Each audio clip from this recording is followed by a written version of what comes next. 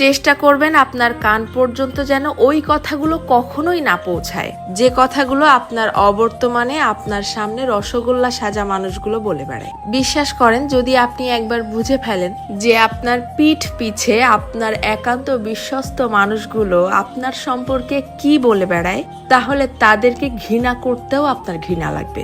যদি আপনি বুঝে ফেলেন আপনার কান পর্যন্ত কোনো কায়দায় যদি কথাগুলো চলেও আসে, তখন আপনি এমনিতেই নিঃশব্দে মেনে নিতে বাধ্য হবেন যে আপনার আশেপাশে আসলে আপনার বিশ্বাসযোগ্য কেউ নেই। যখন কেউ আপনার প্রশংসা করবে, সেটা তারা কোনো রকম রিয়াকশন ছাড়াই চুপচাপ শুনবে। অথচ কেউ যখন আপনার সম্পর্কে খারাপ কিছু বলবে, সেটা দেখবেন যত দ্রুত সম্ভব এরাই মানুষের মধ্যে ছড়িয়ে দিবে। আপনি যতই ভালো হন, যতই তাদের হেল্প করেন, যতই তাদের সাথে ভালো মনে মিশতে চাওয়ার চেষ্টা করেন, কোনো লাভ নেই। কারণ এরা আপনাকে হিংসা করতেই বেশি পছন্দ করে। আপনার সামনে দেখাবে যে আপনাকে ভালোবাসে, অথচ আপনার পিঠ পিছে আপনাকে প্রচন্ড লেভেলের হিংসা করে। দীর্ঘদিন ধরে সবকিছু জেনেও চুপচাপ সহ্য করতে করতে যখন আপনি তাদের মতের অমিল হয় এইরকম সামান্য দুই একটা কথা বলে বসবেন, তখনই বুঝতে পারবেন তাদের আসল রূপ।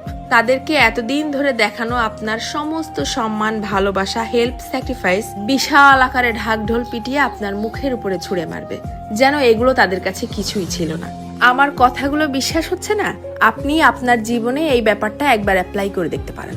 বিশ্বাস করেন, কেউ কারো আপন না, শুধুমাত্র সামনাসামনি আপন আপন সাজার ভান ধরে। যত দ্রুত আপনি এই সত্যিটা বুঝতে পারবেন, তত দ্রুত আপনার জীবনটা শুধরে যাবে।